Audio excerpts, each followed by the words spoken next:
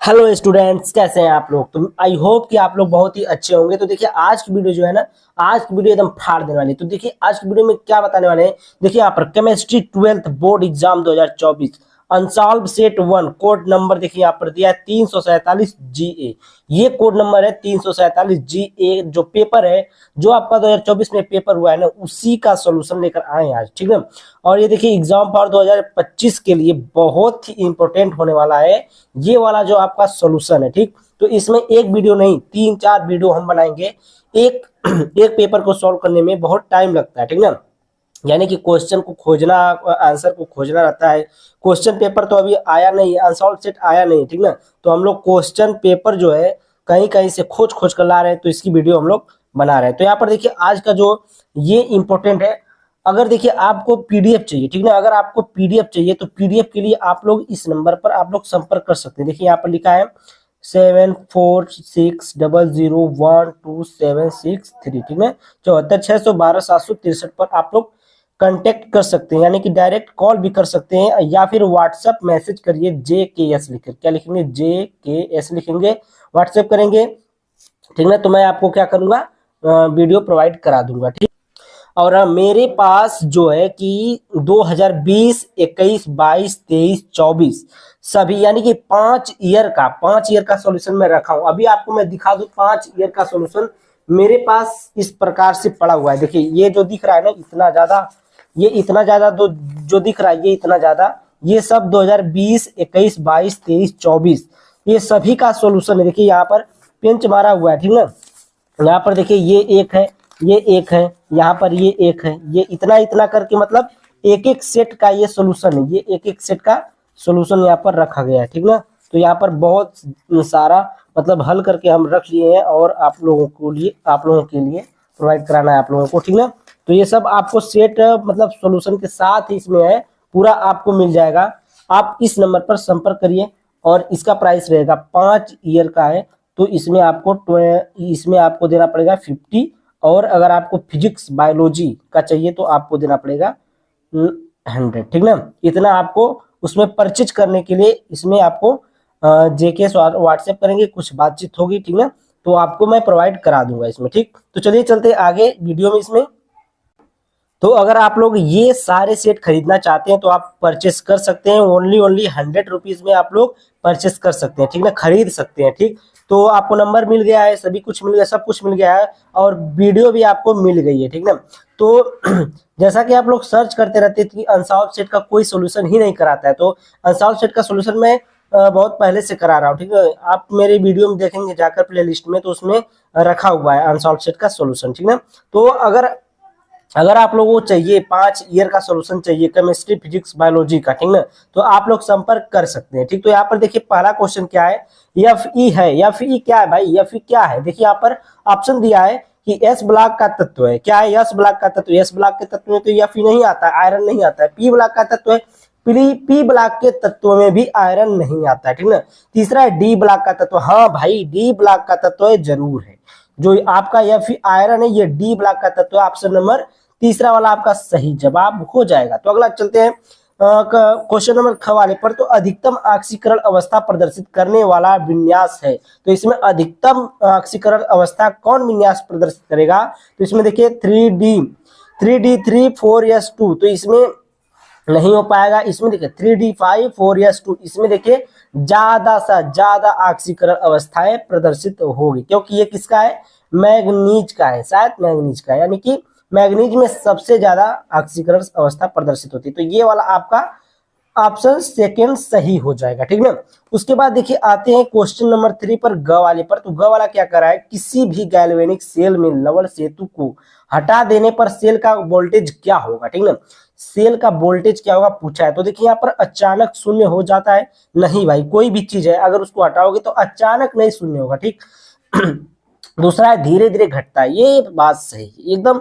मतलब अगर आप वोल्टेज गैल्वेनिक सेल में से लवण सेतु को हटा देंगे ना, लवण सेतु का मतलब समझ रहे हैं, जो सॉल्ट ब्रिज होता है, सॉल्ट ब्रिज यानी कि जो सॉल्ट कह सकते हैं, नमक सेतु माने पुल, यानी कि ब्रिज पुल, ठीक ना। तो उस प्रकार के जो पुल है उसको अगर हटाएंगे तो उसको उसमें क्या होगा, धीरे धीरे घट जाएगा। क्या घट जाएगा? सेल का वोल्टेज घट जाएगा। तो ये वाला ऑप्शन क्या हो जाएगा?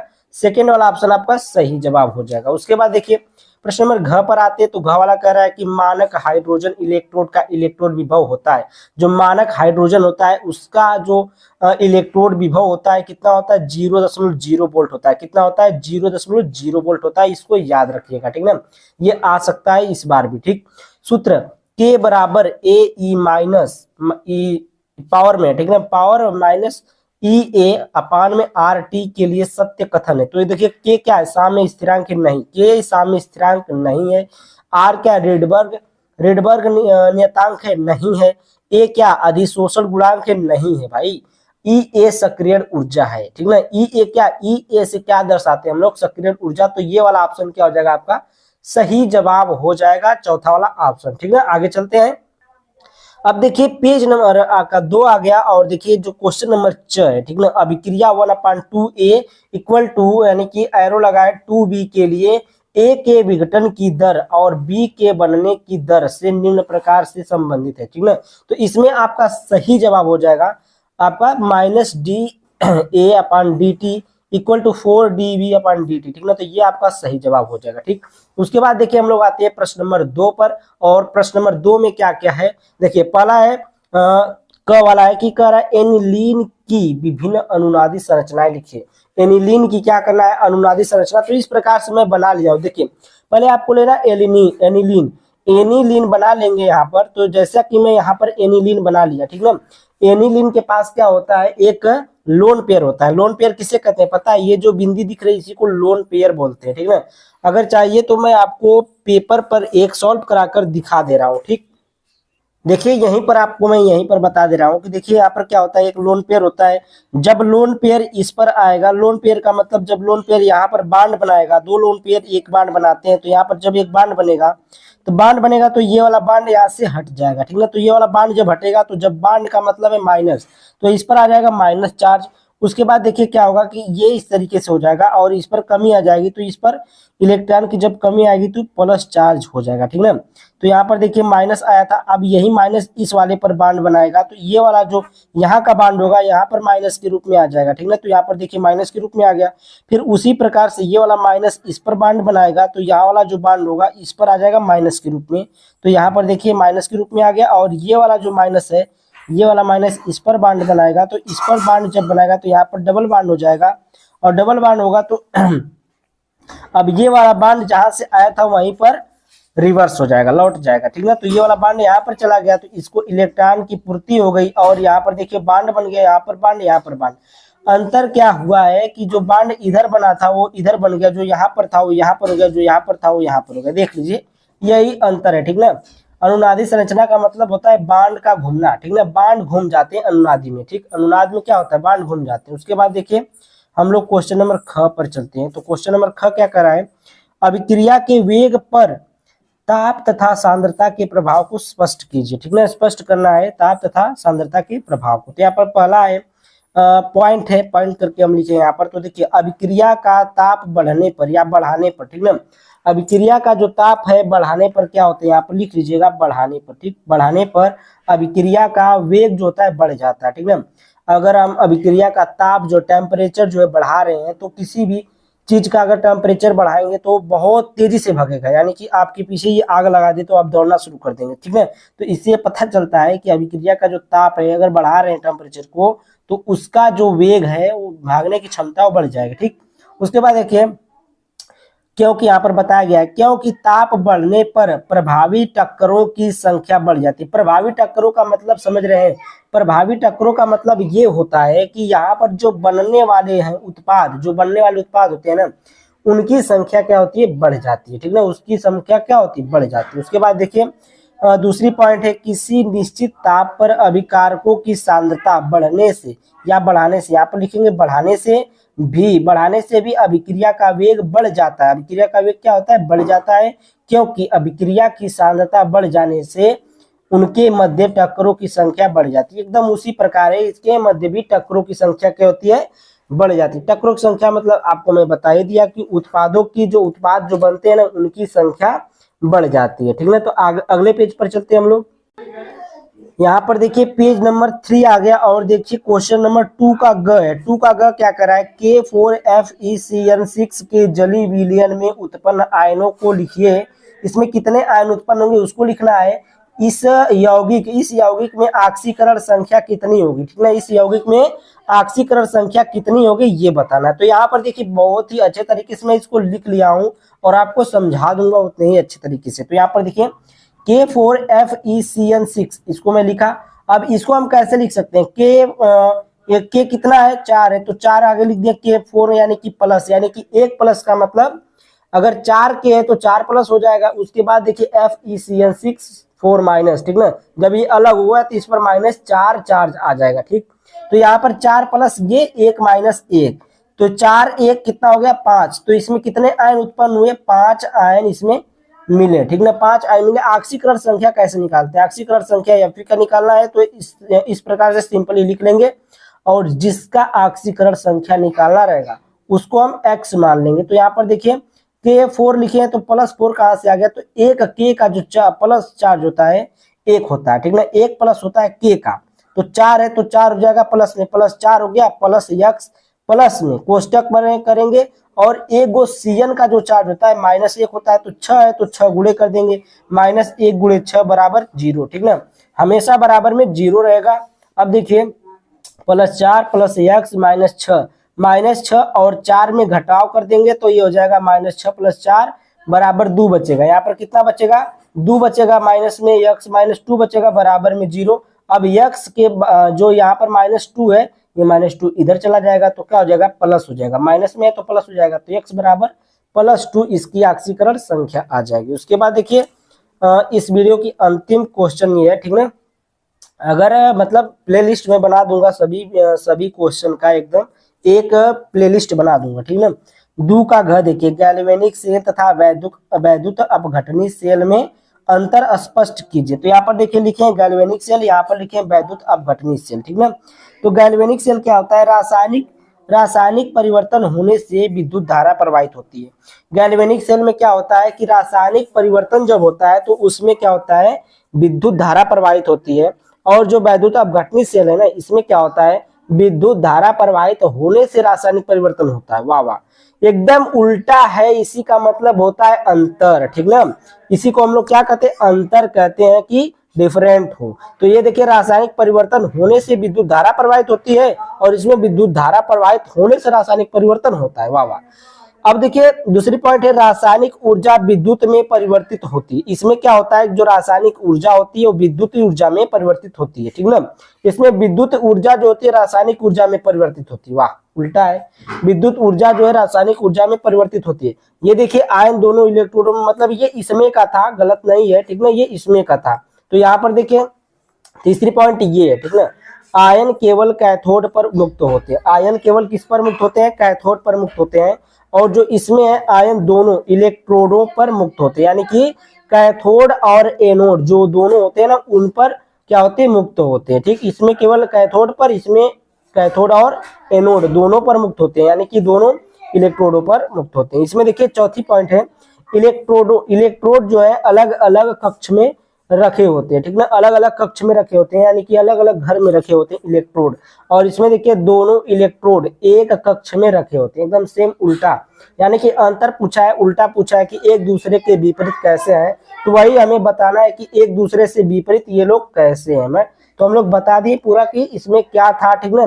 तो इसको आप लोग लिख लीजिएगा, इस अंतर को डिफरेंट को लिख लीजिएगा, ठीक ना। अगर आप लोगों को पूरे पेपर की या फिर और भी 2020-22 देखिए यहाँ पर 2020 और 2021 और 22 और 23 और 24 1 2 3 4 साल 5 साल का अगर आपको पूरा 5 साल का अनसॉल्व्ड सेट का सॉल्यूशन चाहिए केमिस्ट्री फिजिक्स और बायोलॉजी का, ठीक ना, तो मैं आपको प्रोवाइड करा सकता हूँ। इस नंबर पर आप लोग को क्या करना है कांटेक्ट करना है। देखिए यहाँ पर 7460012763, ठीक ना, 74612763 पर, इस पर आपको कांटेक्ट करना है। व्हाट्सएप मैसेज में JKS लिखना है, ठीक है। तो मैं आपको वहां से प्रोवाइड करा दूंगा। एक केमिस्ट्री का ओनली 50 रुपये और फिजिक्स का 50 रुपये, यानी दोनों 100 रुपये में आपको बायोलॉजी का 100 रुपये में तीनों मिल जाएगा, ठीक ना। तो चलिए आप चलते हैं हम लोग वीडियो में। तो वीडियो देखिए ये है प्रश्न नंबर 3 का क, ठीक ना। प्रश्न नंबर 3 का क क्या कर रहा है, 46 ग्राम एथेनॉल को 54 मतलब 54 कहते हैं आप लोग, तो 54 ग्राम जल में घोला गया है, ठीक ना। बहुत ही सिंपल वीडियो है, और ये जो मैं इतना सिंपल तरीके से आपको बताता हूँ ना, बहुत ही मजा आता है पढ़ने में, पढ़ाने में भी मुझे बहुत मजा आता है। तो देखिए एथेनॉल तथा जल के मोल अंश की गणना कीजिए, ठीक ना। पर 46 ग्राम एथेनॉल को 54 ग्राम जल में घोला गया है, तो एथेनॉल तथा जल के मोल अंश की गणना करना है, यानी कि मान बताना है, ठीक ना। तो थोड़ा बहुत इधर उधर से आवाज जाती होगी वीडियो में, तो उसके लिए माफी चाहता हूँ।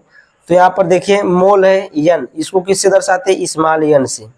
ये आपका क्या है, स्मॉल यन है, ठीक ना। मोल यानी कि स्मॉल यन। मोल बराबर क्या होता है, भार बटे अणु भार, ये आप लोग को पता होगा। भार यानी कि ये है डब्लू, ठीक ना। भार क्या है, डब्लू है, और ये क्या है, यम है, ठीक। अब देखिए यहाँ पर एथेनॉल के मोलों की संख्या निकालेंगे, यानी कि भार बटे अणु भार। एथेनॉल कितना ग्राम है, 56 ग्राम है, तो ये भार हो गया 46 ग्राम, क्या है, भार हो गया 46 ग्राम भार हो गया। एथेनॉल का जब आप लोग निकालेंगे अणु भार, तो देखिए एथेनॉल का सूत्र क्या होता है, C2H5OH, ये होता है आपका एथेनॉल, ठीक ना।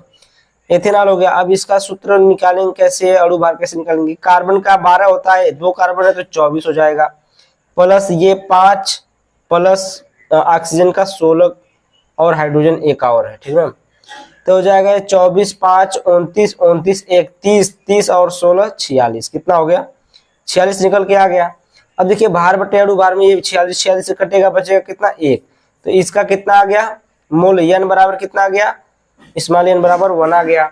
उसके बाद देखिए यहाँ पर मैं बताया भी हूँ, इसमें यहाँ पर भी बता दिया, ठीक ना। जल के मोलों की संख्या, जल के मोलों की संख्या देखिए यहाँ पर 54 ग्राम दिया है, यहाँ पर 54 ग्राम जल में घोला गया है, तो जल के मोलों की संख्या निकालेंगे तो देखिए H2O लिखेंगे, H2O, H कितना है, 2 है, तो इसका हाइड्रोजन का परमाणु भार कितना होता है, 1 होता है, तो 2 है तो 2 होगा, प्लस में ऑक्सीजन का 16 होता है, तो ये मिलाकर कितना हो गया, 18।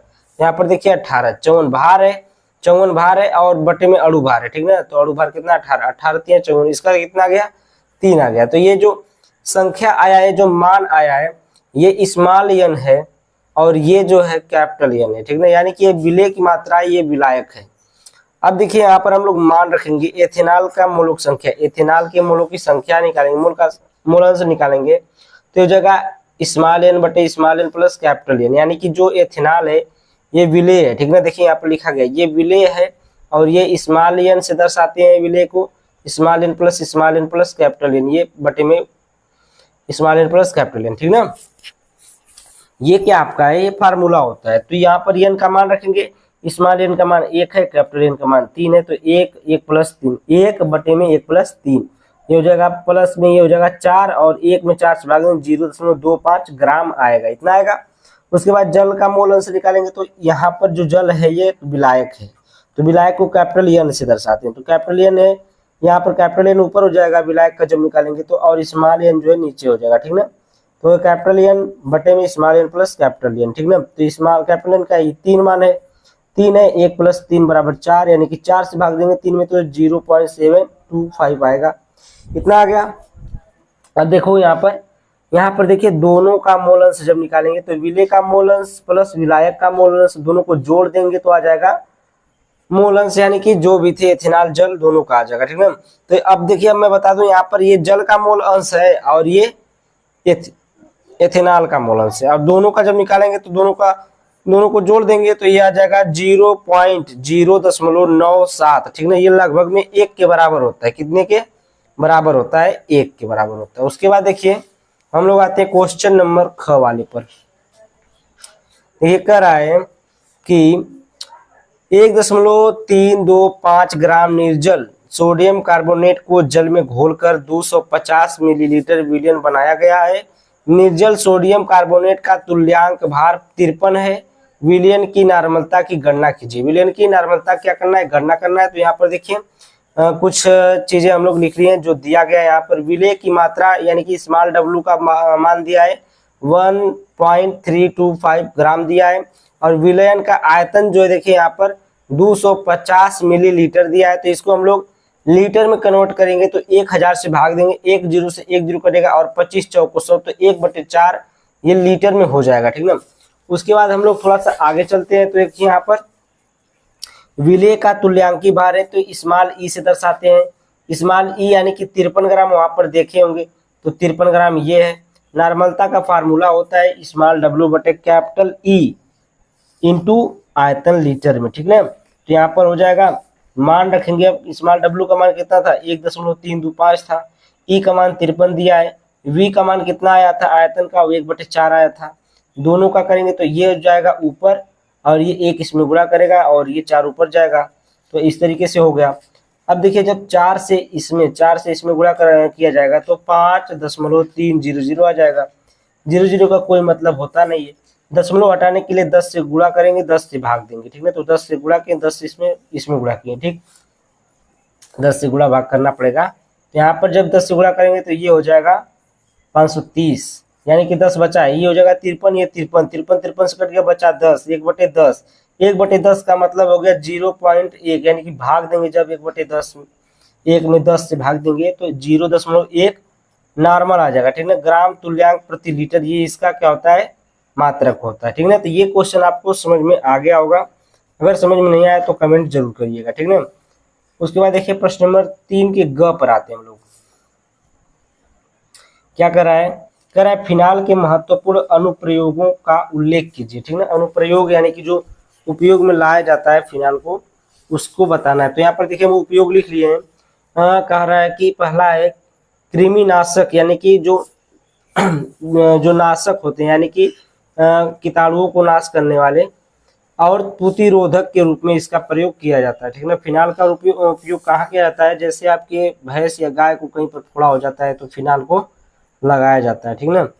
और देखिए नायलॉन कर सकते हैं, नायलॉन, और कृत्रिम रेशम निर्माण में, कृत्रिम रेशम के निर्माण में भी इसका उपयोग किया जाता है। एजो रंजकों के बनाने में किया जाता है। साइक्लोहेक्सेनॉल के निर्माण में किया जाता है। सैलिसिलिक अम्ल, सैलॉल और एस्पिरिन आदि और दवाई निर्माण में भी इसका उपयोग किया जाता है। तो इसका फिनाल का निम्न उपयोग था, इसमें 5 उपयोग में लिखवाया हूँ आपको। तो आप लोग और भी पॉइंट इसमें सैलिसिलिक अम्ल को अलग कर सकते हैं, इसको अलग कर सकते हैं, इसको अलग कर सकते हैं, और भी पॉइंट आप लोग बना सकते हैं इसमें, ठीक ना। तो इसमें आगे चलते हैं। देखिए तीसरा का घ वाला है, कह रहा है कि हमारे शरीर में हार्मोन की भूमिका का उल्लेख कीजिए। हार्मोन की भूमिका का उल्लेख, हमारे शरीर में हार्मोन का क्या काम है, क्या होता है हार्मोन, पहले हम लोग देखते हैं यहाँ पर। देखिए वे जटिल कार्बनिक पदार्थ जो सजीवों के शरीर में नलिका विहीन अतःस्रावी ग्रंथियों द्वारा स्रावित किए जाते हैं, हार्मोन कहलाते हैं, जिनका कार्य शरीर में होने वाली विभिन्न जैव रासायनिक क्रियाओं, वृद्धि, प्रजनन आदि का संचालन तथा नियंत्रण करना होता है। ये क्या करता है हार्मोन, हमारे शरीर में जो वृद्धि होती है, प्रजनन होता है, क्रिया होती है, रासायनिक क्रियाएं होती हैं, ठीक है, उन सबको क्या करता है, ये नियंत्रण करता है, ठीक ना। उसके बाद देखिए हार्मोन किसे कहते हैं, तो हार्मोन एस्टेरॉयड, प्रोटीन तथा एमिनो अम्ल होते हैं, ठीक ना। हार्मोन क्या होता है, एक प्रकार का प्रोटीन है, एमिनो अम्ल है, ठीक है, एमिनो अम्ल होता है, ये क्या है, ये हार्मोन होता है, ठीक। तो ये हार्मोन का ये प्रश्न नंबर 3 का घ वाला था, ये पूरा कंप्लीट हो गया। अब हम लोग चलते हैं प्रश्न नंबर 4 पर, ठीक है। अब देखिए यहाँ पर प्रश्न नंबर 4 आ गया। प्रश्न नंबर 4 जो होता है 3-3 नंबर का पूछा जाता है क्वेश्चन। यहाँ पर देखिए प्रश्न नंबर 4 का क है, रोजेनमुंड अपचयन पर एक संक्षिप्त टिप्पणी लिखिए। एथाइन पर H2SO4 एवं HgSO4 की उपस्थिति में जल की अभिक्रिया का केवल रासायनिक समीकरण लिखिए, ठीक ना। पहले हम लोग रोजेनमुंड अपचयन देख लेते हैं, टिप्पणी। तो देखिए जाइलीन में एसिड क्लोराइड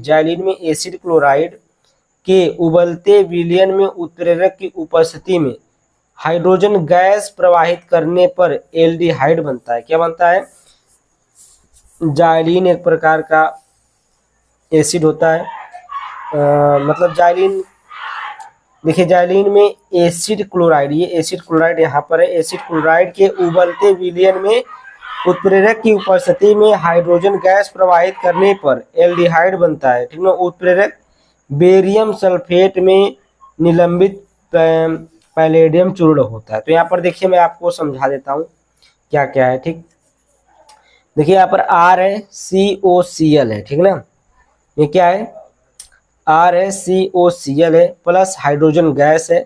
फिर यहाँ पर देखिए PD है और यहाँ पर BaSO4 यानी कि ये पैलेडियम है, ये बेरियम सल्फेट है। और यहाँ पर क्या बना आपका एल्डिहाइड बनता है, तो एल्डिहाइड बन गया। यहाँ पर देखिए HCl बाहर निकला है, जल अरे हाइड्रोक्लोरिक अम्ल बाहर निकला है ना। और यहाँ पर आहार की जगह पर आप समझ सकते हैं, आहार की जगह पर क्या ले सकते हैं हम लोग, तो देखिए यहाँ पर CH3 और COCl प्लस में H2 और यहाँ पर PD है, BaSO4 है और यहाँ पर फिर R की जगह पर CH3 हो जाएगा और CHO हो जाएगा और HCl बाहर निकल जाएगा। ठीक ना, तो इतना बनता है आपका रोजनमुंड अपचयन में। उसके बाद देखिए एक रिएक्शन इसमें कहा है कि एथाइन पर H2SO4 एवं HgSO4 की उपस्थिति में जल की अभिक्रिया का केवल रासायनिक समीकरण लिखना है। तो यहाँ पर देखिए एथाइन है, यहाँ पर हम लोग देखिए यहाँ पर एथाइन अभिक्रिया देखिए एथाइन प्लस H2O H2SO4 और HgSO4 है और इसके उपस्थिति में बना क्या है, एसिटल्डिहाइड बना। ठीक ना, तो एसिटल्डिहाइड बन गया। उसके बाद देखिए अब यहाँ पर हम फार्मूला, एथाइन का फार्मूला होता है C2H2 और H2O का होता है H2O यानी कि जल का होता है H2O और ये तो है ही, इसमें भी रहेगा। एसिटल्डिहाइड बनाया तो एसिटल्डिहाइड का फार्मूला CH3CHO होता है। ठीक ना, तो ये आपका बन के रेडी हो गया। अगर आपको PDF चाहिए तो PDF के लिए आप लोग संपर्क कर सकते हैं। ठीक ना, तो यहाँ पर देखिए शुरुआत में जिस नंबर पर हम बताए थे उसी नंबर पर आपको कांटेक्ट करना है। तो आप देखिए प्रश्न नंबर 4 का ख वाला है, कह रहा है कि अभिक्रिया की आणविकता तथा अभिक्रिया की कोटि में अंतर का उल्लेख कीजिए। अभिक्रिया H2 मतलब hydrogen gas plus chlorine gas बराबर में HCl गैस शून्य कोटि की अभिक्रिया है। इस अभिक्रिया का वेग समीकरण लिखना है। ठीक है, तो इसको हम लोग चलते हैं, थोड़ा सा डिटेल में आपको बताने वाले हैं इसके बारे में। तो यहाँ पर देखिए हम लोग अभिक्रिया की कोटि और अभिक्रिया की आणविकता में अंतर है। तो अभिक्रिया की कोटि क्या है, देखिए इसे प्रयोगों द्वारा ज्ञात किया जा सकता है। क्या किया जा सकता है, इसे प्रयोगों द्वारा ज्ञात किया जा सकता है। और जो अभिक्रिया की आणविकता होती है इसे क्रिया विधि द्वारा ज्ञात किया जाता है। इसे किससे, क्रिया विधि द्वारा ज्ञात किया जाता है। ठीक ना, और इसमें दूसरी पॉइंट है कि किसी अभिक्रिया की कोटि शून्य, पूर्णांक, धनात्मक, ऋणात्मक तथा भिन्नात्मक भी हो सकती है। जो अभिक्रिया की कोटि होती है वो शून्य भी हो सकती है, कि कोई पूर्णांक भी हो सकता है, प्लस में भी हो सकती है, ऋण में भी हो सकती है और भिन्न और भी किस्म की हो सकती है। ठीक ना, लेकिन जो आणविकता होती है, आणविकता शून्य, ऋणात्मक तथा भिन्नात्मक नहीं होती है। ठीक ना, ये क्या होती है, शून्य, ऋणात्मक और भिन्नात्मक नहीं होती है। उसके बाद देखिए प्रश्न पॉइंट नंबर 3 है कि कोटि सरल व जटिल दोनों प्रकार की अभिक्रिया का ज्ञात किया जा सकता है।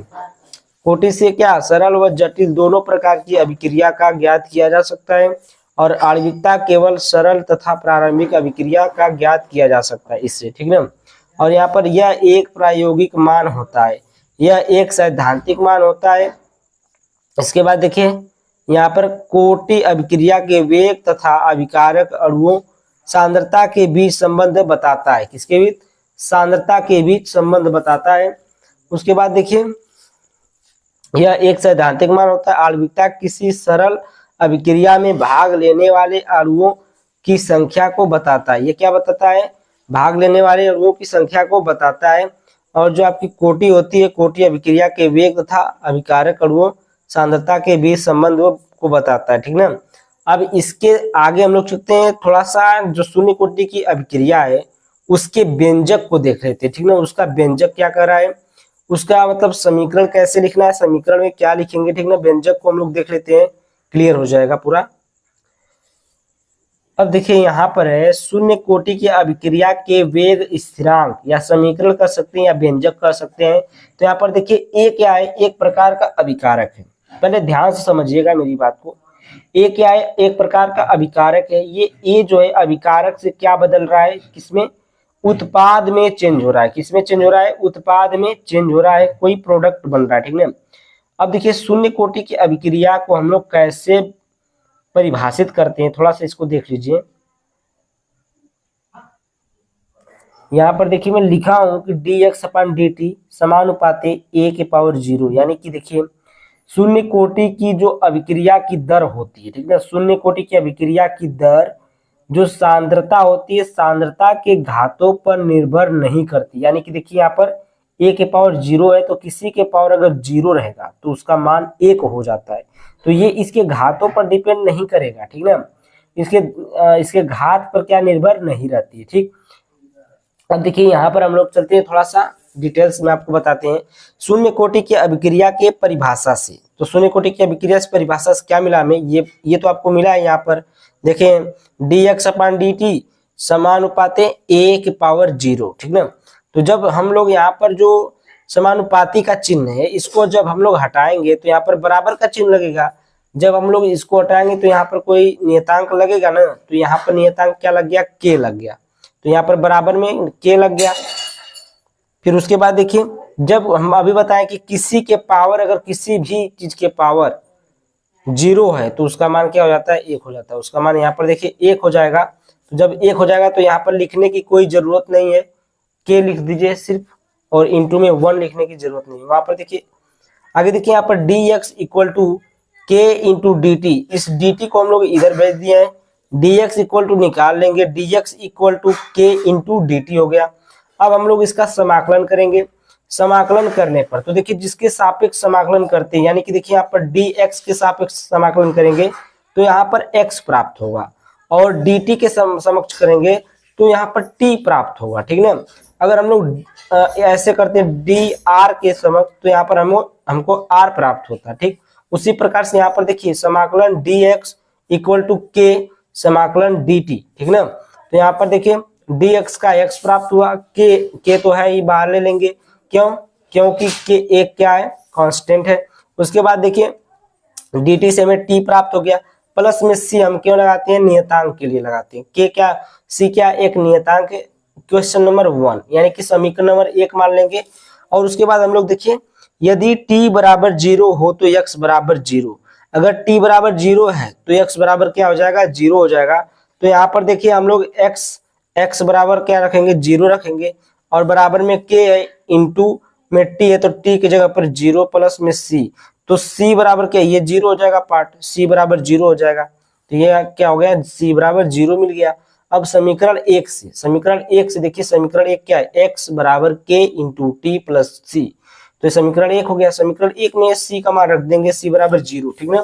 तो यहाँ पर देखिए x equal to k into t plus 0, और यहाँ पर k equal to x upon t, यानी कि t इधर हो गया और k बराबर में आ गया, ठीक ना।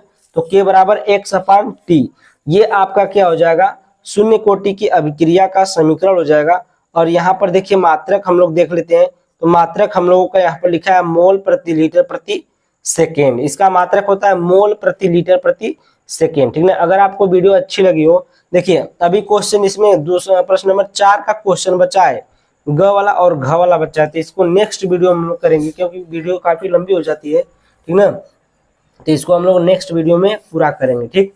तो प्रश्न नंबर 5 और जो 4 का बचा है नेक्स्ट वीडियो में, उसके बाद 6-7 कर देंगे, यानी कि कुल 4 पार्ट बनेगा। वीडियो का कुल कितने पार्ट बनेगा, 4 पार्ट बनेगा। प्लेलिस्ट में सभी लोग देख लीजिएगा सभी वीडियो, ठीक ना, और सभी अनसॉल्व्ड का बनेगा। तो thank you, bye bye for watching my video को लाइक और चैनल को सब्सक्राइब जरूर करें। क्वेश्चन नंबर 4 है, क्वेश्चन नंबर ख तक हो गया है, ग वाला देखिए क्वेश्चन नंबर ग क्या कर रहा है, सेल के विशिष्ट प्रतिरोध तथा चालकत्व की परिभाषा लिखिए, ठीक ना। तो यहाँ पर देखिए विशिष्ट प्रतिरोध क्या होता है, किसी पदार्थ के एकांक अनुप्रस्थ काट वाले एकांक लंबाई के तार के प्रतिरोध को विशिष्ट प्रतिरोध कहते हैं, इसे रो से दर्शाते हैं, ठीक ना। जैसे अगर कोई लंबाई है ठीक ना, कोई तार की लंबाई है, उसकी एकांक अनुप्रस्थ काट वाली एकांक लंबाई के तार को तार के प्रति उसके बीच में जो आर होता है यानी कि रेजिस्टेंस होगा, जो प्रतिरोध होगा, उसके उसे हम क्या कहेंगे, विशिष्ट प्रतिरोध कहेंगे ठीक ना। तो इसे हम किससे दर्शाते हैं, रो से। इसको देखिए पी मत कहिएगा, इसको रो बोलते हैं ठीक ना, इसको रो से दर्शाते हैं। तो यहाँ पर इसका फार्मूला क्या हो जाएगा, रेजिस्टेंस बराबर होता है रो माइनस इंटू, ये देखिए माइनस नहीं ये इंटू है, इंटू एल अपान ए हो जाएगा, इसका फार्मूला है। जब आप रो बराबर निकालेंगे इसके बराबर रो बराबर, तो ये हो जाएगा आर इंटू ए अपान में एल हो जाएगा ठीक ना। ये आपका क्या हो जाएगा, ये फार्मूला हो जाएगा। उसके बाद देखिए इसी क्वेश्चन में दूसरा प्रश्न दूसरा पूछा है कि विशिष्ट चालकत्व की परिभाषा लिखिए ठीक ना। तो यहाँ पर देखिए विशिष्ट चालकत्व क्या होता है, विशिष्ट प्रतिरोध के व्युत्क्रम को विशिष्ट चालकत्व कहते हैं। जो आपका ये विशिष्ट प्रतिरोध का ये दिख रहा है ना, इसी के व्युत्क्रम को हम लोग क्या कहेंगे, विशिष्ट चालकत्व कहेंगे। इसे कप्पा से, इसको के मत कहिएगा, कप्पा कहते हैं, कटप्पा से इसको याद रखिएगा, इसको कप्पा से दर्शाते हैं ठीक ना, कटप्पा से दर्शाते हैं। और देखिए इसका क्या होता है, के बराबर 1 अपान रो होता है, तो रो बराबर इतना होता है, रो बराबर कितना होता है, देखिए इतना होता है। तो ये देखिए के बराबर कप्पा बराबर क्या 1 अपान रो है, इसी का व्युत्क्रम है ठीक ना, किसका व्युत्क्रम, ये देखिए व्युत्क्रम हो जाता है, इसका व्युत्क्रम है ठीक ना, 1 अपान रो। व्युत्क्रम का मतलब उल्टा है, जैसे ये ऊपर है तो ये नीचे हो गया, अपान में हो गया। तो यहाँ पर देखिए कप्पा बराबर रो का ये रख देंगे फार्मूला, तो ये हो जाएगा, जो नीचे रहेगा ये एल नीचे रहता है तो एल ऊपर चला जाएगा, यहाँ से ऊपर चला जाएगा ठीक ना। तो एल अपान आर इंटू ए इसका फार्मूला हो जाएगा। देखिए यहाँ पर मैं थोड़ा सा लिखा हूँ, के बराबर 1 अपान इसका मान रखेंगे R into A upon L, और एल ऊपर जाएगा तो आर ए बचेगा नीचे, तो कप्पा बराबर एल अपान आर इंटू ए हो जाएगा। इसका मात्रक होता है देखिए, जो ये रेजिस्टेंस का मात्रक ओम होता है, लंबाई एल लंबाई होता है तो इसका मात्रक मीटर होता है, ये जो क्षेत्रफल होता है इसका मीटर स्क्वायर होता है। तो 1 मीटर से 1 मीटर कट गया, बचा क्या, नीचे ओम बचा और नीचे क्या बचा, एम बचा, यानी कि मीटर बचा। तो ohm inverse into M inverse इसका क्या हो जाएगा, मात्रक हो जाएगा। उसके बाद देखिए हम लोग बहुत ही तगड़ा क्वेश्चन पर चलते हैं, यानी कि बहुत ही मेन क्वेश्चन, ये क्वेश्चन बहुत लोगों को नहीं आ रहा है ठीक है। तो ये क्वेश्चन बहुत ही मेहनत से मिला है। देखिए ब्रोमो बेंजीन की तुलना में ब्रोमो एथेन का ब्रोमीन परमाणु अधिक अभिक्रियाशील क्यों होता है, शुष्क ईथर की उपस्थिति में ब्रोमोएथेन पर सोडियम की अभिक्रिया का केवल रासायनिक समीकरण लिखिए। तो यहाँ पर देखिए रेजोनेंस इफेक्ट हम लोग पहले दर्शाएंगे आपको कि अनुनाद का प्रभाव जो है कैसे कैसे इस पर पड़ता है। तो यहाँ पर देखिए, यहाँ देखा बाबू, यहाँ देखा, तो यहाँ देखिए ये आपका क्या है, ब्रोमो एथेन है, ब्रोमो बेंजीन है, ब्रोमो बेंजीन है ठीक ना। ब्रोमो बेंजीन के ऊपर ब्रोमीन लग गया तो क्या हो जाएगा, ब्रोमो बेंजीन ठीक ना। तो देखिए बेंजीन में 3 बांड लगे होते हैं और ब्रोमीन पर जो है 3 लोन पेयर होते हैं। ब्रोमीन पर क्या क्या लोन पेयर होला, 3 लोन पेयर होला बाबू। तो यहाँ पर देखा एक लोन पेयरवा जो यहाँ पर आई तो बांड बनाई यहाँ पर, तो यहाँ पर क्या हुई, बांड बन गई। देखिए यहाँ पर डबल बांड बनल, यहाँ से देखा यहाँ पर डबल बांड बनल, जब 4 बांड बनाई यानी कि 2 लोन पेयर और 2 बांड 4 भैल ना, तो 4 बांड जब बनाए तो 1 बांड अधिक बनल, तो यहाँ पर कौन चार्ज आई, प्लस चार्ज। और यहाँ का जो बंडवा होगा इसको अड़सा होगा इस कार्बन को कि मैं अब 4 बांड से अधिक नहीं रख पाऊंगा, तो 1 बांड उठाकर ये दे देगा यहाँ पर ठीक ना। 1 बांड उठाकर दिया यहाँ पर, यानी कि ये जो माइनस दिख रहा है 1 बांड के बराबर होता है, लोन पेयर 1 बांड के बराबर होता है ठीक ना, इसलिए माइनस और लोन पेयर दोनों दर्शाए हैं। तो यहाँ पर आएगा, तो यहाँ पर आएगा, तो यहाँ का देखिए यहाँ का जो बांड है ये वाला जो लोन पेयर है, तो यहाँ पर ये डबल बांड हो जाएगा, यहाँ पर डबल बांड हो जाएगा, और यहाँ पर जो हो जाएगा ये इसको कार्बन को अड़सा होने लगेगा ठीक ना। तो ये कार्बन कहेगा लेके जा भैया, कि हमारे कैंसिल लेके जा, तो ई का करेगा कि इसको उठाएगा और इस पर धर देगा, इसको उठाकर इस पर धरेगा, तो ये बंडवा घूम जाएगा, यहाँ बांड इसमें घूम रहा है, खाली बांड घूम रहा है, तो ये बांड घूम के यहाँ पर आ जाएगा ठीक ना। तो यहाँ पर देखिए ये बांड यहाँ पर आ जाएगा, और देखिए इस पर क्या हो जाएगा, कुछ नहीं होगा सिवाय ये बांड घूमने की। इसमें देखिए 2 लोन पेयर है, प्लस चार्ज है, डबल बांड है। इसके बाद देखिए यहाँ पर भी आपका वही चीज़ है, कि यहाँ पर आ गया आपका माइनस और ये लोन पेयर आ गया, और जब ये लोन पेयर इस पर आएगा तो ये कार्बन कहेगा कि इस बांड को हटाइए यहाँ से। जब बांड ये हटी तो यहाँ पर ये बांड लगी तो यहाँ पर डबल बांड हो जाएगा। देखिए यहाँ पर डबल बांड हो गया, और ये पॉजिटिव चार्ज था तो ये लोन पेयर आया था तभी पॉजिटिव चार्ज, तो ये फिर वापस चला जाएगा तो ये न्यूट्रल हो जाएगा, ठीक ना, न्यूट्रल हो जाएगा। तो यहाँ पर देखिए 3 लोन पेयर बच गए, ब्रोमीन के पास 3 लोन पेयर बच गए। उसके बाद ये 3 बांड भी बन गए। बस इसमें अंतर यही कि ये वाला बांड यहाँ पर था, जो बांड यहाँ था वो यहाँ हो गया, जो बांड यहाँ था वो यहाँ हो गया, और एक बांड यहाँ था यहाँ हो गया, ठीक ना। बस बांड घूमने का ये खेल है और कुछ नहीं है। अब देखिए यहाँ पर जैसे जैसे बांड घुमा ऐसे ऐसे ये बांड इधर था इधर आ गया, इधर था इधर आ गया, इधर था इधर आ गया। तो ये देखिए ऐसे ऐसे हम रिंग में बना दिए, आए पार्शियली बना दिए, ठीक ना, पार्शियली इसको बना, इसको पार्शियली बोलते हैं इंग्लिश में, हिंदी में आंशिक बोलते हैं, आंशिक द्विबंध, ठीक ना। और यहाँ पर एक बार आया था, देखिए यहाँ पर एक बार माइनस चार्ज आया, एक बार यहाँ पर माइनस आया, एक बार यहाँ पर माइनस आया है। तो यहाँ पर देखिए एक बार यहाँ partially minus partially minus partially minus, और इसमें पॉजिटिव आया था तो पार्शियली पॉजिटिव, ठीक ना। ये आपका अनुनाद का प्रभाव था, इस पर अनुनादी संरचना थी, ठीक ना। तो ये आपको बीएससी जब करेंगे तो बहुत ज़्यादा मिलेगा, बहुत ज़्यादा मिलेगा, इससे दिमाग खराब हो जाता है करते करते, ठीक ना। तो आगे चलते हैं। दूसरी पॉइंट इसमें देखिए क्या कह रहा है कि कार्बन परमाणु पर संकरण, जो अब हम लोग हाइब्रिडाइजेशन निकालेंगे इसमें, तो हाइब्रिडाइजेशन देखिए ये ब्रोमो बेंजीन है, ब्रोमो बेंजीन में देखिए जो ये बांड जो बना रहता है ना यहाँ पर बाबू, ये जो बांड बना रहता है ये हमेशा क्या बनाता है, sp2 हाइब्रिड बनाता है, ठीक है, sp2 हाइब्रिड देगा, sp स्क्वायर नहीं कहेंगे इसको, sp2 हाइब्रिड कहेंगे, ठीक ना। इसमें क्या होता है कि आकर्षण बल ज्यादा होता है, इसमें आकर्षण बल ज्यादा होता है, इसलिए ये बांड जो होता है टूटता नहीं है जल्दी, बहुत मेहनत से टूटता है लेकिन ये टूटता नहीं है। इस कारण जो होता है आपका जो ब्रोमो एथेन ब्रोमो बेंजीन जो होता है ज़्यादा ताकतवर होता है, या फिर कह सकते हैं अधिक क्रियाशील होता है। क्या कह सकते हैं, जो पूछा है वो कह सकते हैं। अब देखिए यहाँ पर एथेन ब्रोमो एथेन क्या है, ब्रोमो एथेन में देखिए ये कम आकर्षण बल कम होता है इसमें, और इसमें जो हाइब्रिडाइजेशन होता है sp3 का हाइब्रिडाइजेशन होता है कार्बन के बीच में और ब्रोमीन के बीच में, ठीक ना। क्योंकि इसमें जो होता है ये वाला बांड जो होता है ये हिस्सा नहीं लेता है, ये हिस्सा नहीं लेता है क्योंकि ये पार्शियली है, इस पर एक पार्शियली बांड आ जाता है, पता है ना, पार्शियली प्लस आ जाता है इस पर।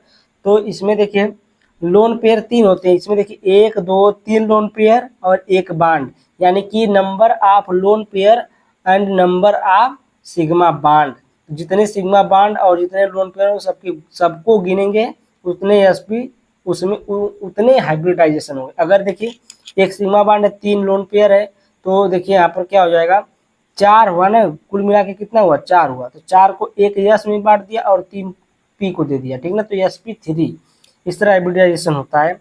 अब देखिए एस कैरेक्टर को हम देखते हैं, एस कैरेक्टर, एस कैरेक्टर में क्या होता है देखिए, इससे आपको एकदम पूरा स्पष्ट हो जाएगा। एस कैरेक्टर sp2 का जो एस कैरेक्टर होता है ज़्यादा होता है, sp3 का एस कैरेक्टर कम होता है। कम क्यों होता है, देखिए sp2 से भी ज़्यादा होता है किसका, sp का जो होता है इससे भी ज़्यादा होता है। क्यों, देखिए sp 2 ही लोग हैं इसमें, s और p कितने लोग हैं, 2 लोग, 2 लोग का मतलब अगर किसी चीज़ में बंटवारा होगा तो 50% इसका आएगा और 50% इसका आएगा, सही बात है। अब इसमें देखिए 3 लोग हो गए, एक को यस है और 2 को क्या है, पी है, तो 50% इसका नहीं होगा, ठीक ना। तो इसका कितना होगा 33.3%, 33.3%, 33.3%, 3 लोग हैं तो इतना आएगा। उसके बाद इसमें देखिए 4 लोग हो गए, तो 4 लोग हैं तो इसमें 25% आएगा चारों लोगों को, तो ये क्या होगा कम, ये आकर्षण बल इसमें कम है, इसमें इससे ज़्यादा है, और सबसे ज़्यादा किस में होता है, sp में होता है, ठीक ना। अब देखिए ब्रोमोबेंजीन की तुलना में ब्रोमो एथेन में जो कार्बन और ब्रोमीन का बांड होता है बंद होता है कमजोर होता है। क्यों, क्योंकि यही कारण है, यस कैरेक्टर ही कारण है, ठीक ना। ब्रोमोबेंजीन में कार्बन और ब्रोमीन के बंध जो होते हैं उसमें कौन सा संकरण होता है, sp2 संकरण होता है, और ब्रोमो एथेन में जो कार्बन और ब्रोमीन के बंध के बीच कौन सा संकरण होता है, sp3 संकरण होता है। इसी की तुलना इसकी तुलना में जो किसकी तुलना में, इसकी तुलना में ब्रोमो एथीन की तुलना में प्रबल होता है कौन, ऊपर वाला ब्रोमोबेंजीन, ठीक ना। क्योंकि ब्रोमीन परमाणु का लोन पेयर इलेक्ट्रॉन बेंजीन नाभिक के साथ अनुनाद में भाग लेता है। जो इसका जो बेंजीन लोन पेयर जो होता है, इसका ब्रोमीन का जो लोन पेयर होता है ना बाबू, वो क्या करता है, अनुनाद संरचना जो रेजोनेंस स्ट्रक्चर में आपको दिखाया था उसमें क्या करता है, हिस्सा लेता है, भाग लेता है, जिस कारण इसमें आंशिक द्विबंध आ जाते हैं, उसमें हम बताए थे। इस कारण यह नाभिक स्नेह प्रतिस्थापन अभिक्रिया आसानी से नहीं देता है, क्योंकि यह जल्दी तोड़ता नहीं है बांड को, न जल्दी छोड़ता है, ठीक ना, बहुत तेजी से पकड़ लेते हैं घनिष्ठता की तरह। और देखिए इसकी अभिक्रिया देख लेते हैं, रासायनिक अभिक्रिया पूछा है तो यहाँ पर देखिए ब्रोमोएथेन है, ब्रोमोएथेन के बाद सोडियम और शुष्क ईथर के साथ अभिक्रिया कराए हैं। तो यहाँ पर 2 मॉलिक्यूल लिए हैं सोडियम का और 2 मॉलिक्यूल लिए हैं ब्रोमोएथेन का, ठीक ना, या एथिल ब्रोमाइड कह सकते हैं, ठीक ना। जब इसका क्रिया कराएंगे 2NaBr ये निकल जाएगा और 2C2H5 बन जाएगा, यानी कि ब्यूटेन बन जाएगा। आप यहाँ पर भी दे सकते हैं C2H5Br 2Na और C2H5Br, ठीक ना, 2 मॉलिक्यूल ये लिए हैं और 2 मॉलिक्यूल सोडियम है, बनेगा। यहाँ पर देखिए शुष्क ईथर की उपस्थिति, यहाँ पर सोडियम ब्रोमाइड निकलेगा 2 मॉलिक्यूल और C2H5 ये भी बन जाएगा ब्यूटेन, ठीक ना। आगे चलते हैं, अब थोड़ा सा जल्दी देखिए, एमीन किसे कहते हैं, प्राथमिक एमीन, द्वितीयक एमीन तथा तृतीयक एमीन में विभेद के लिए एक परीक्षण लिखिए। देखिए एमीन किसे कहते हैं, एल्कीन एमीन अमोनिया यानी कि NH3 के व्युत्पन्न होते हैं, जिनमें अमोनिया के एक या अधिक हाइड्रोजन परमाणु को एल्कीन समूह द्वारा प्रतिस्थापित किया जाता है, एमीन कहलाते हैं। हिंसबर्ग परीक्षण हम लोग लिखे हैं यहाँ पर।